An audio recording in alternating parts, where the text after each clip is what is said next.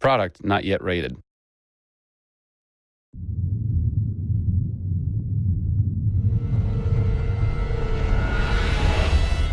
Hey everybody, Zachary Levi here in downtown San Diego at Comic-Con, more specifically at Nerd HQ, which is the epicenter of all things Tomb Raider.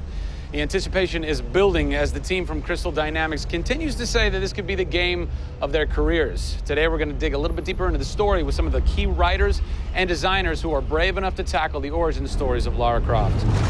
These are the final hours of Tomb Raider.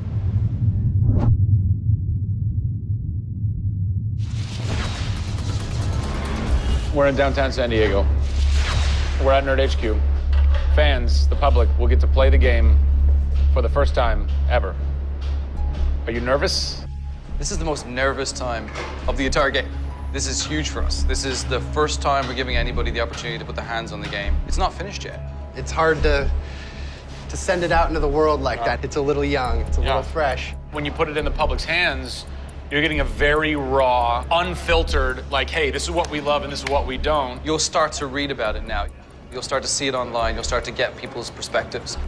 We're making sure that we make it the best thing that we can for the fans, and these are the fans. Why make an origin story? You could just kind of continue with the Lara Croft Tomb Raider saga, but you didn't. Why?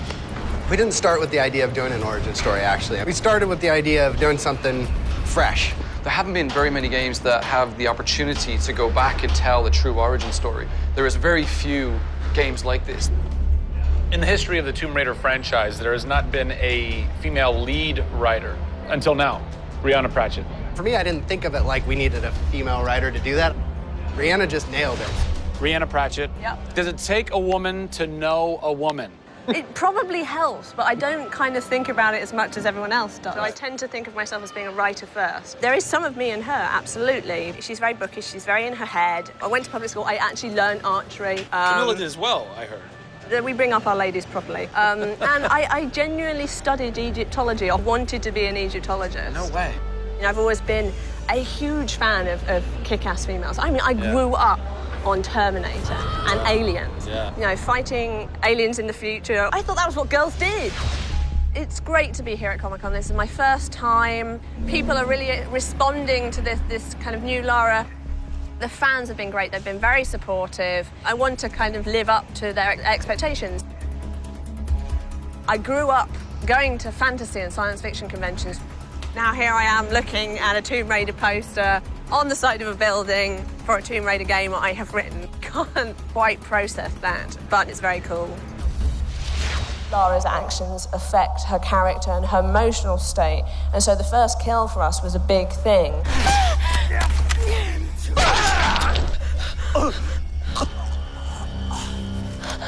It's not comfortable to watch, and it shouldn't be. Oh, God! And it is about picking yourself up, despite the fact that you're scared. You can't have bravery without fear. In video games, you're kind of tweaking all the way down to delivery. Yeah.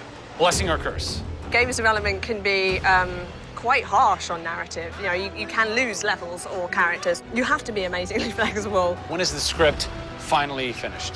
You get insight when you see it through your audience's eyes. Yeah. So once the story gets to a point where we can start sharing with people, where we can start putting it on the screen, then we start to understand, are people getting from it what we want them to get from it? The feedback is that it's really fulfilling our primary goals of delivering a story that introduces people to a Lara Croft, but also just takes them on an amazing adventure.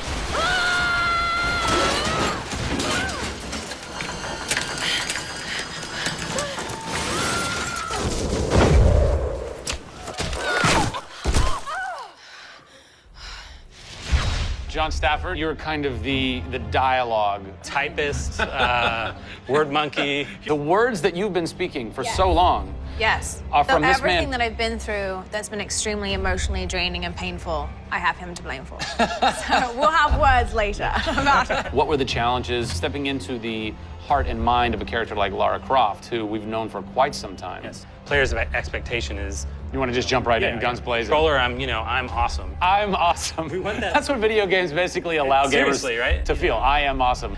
Challenge for me is to show her vulnerable. We're shipwrecked on an island inside the Dragon's Triangle. Still have a very playable game, but also show real emotional character. It's very difficult to do that in game. Please come and get me. You can do this, Laura. When you have really extreme circumstances, you have really extreme emotions. What the hell? Get hide from me, outsider! It's all about her survival. She's basically willing to do whatever it takes. There's people trying to kill you. You know, things are really extreme. Listen, I'm gonna get you out of there. I promise. I promise. I didn't want any lines to sound gamey. There was a good collaboration of making sure that really that didn't happen. That's very difficult writing, you know? How do you write a line that isn't just like, I should go there? Yeah. Yeah. You know, I mean, that's... I bet there's something hidden in that crate. I want you to love this game in a way that really feels like the first time you played it, but do it in a way that people have never seen before. For me, it's crazy not to look at this as an opportunity to really start that dialogue. This is the game of our careers. This truly is the first time to sort of say, okay, this is it.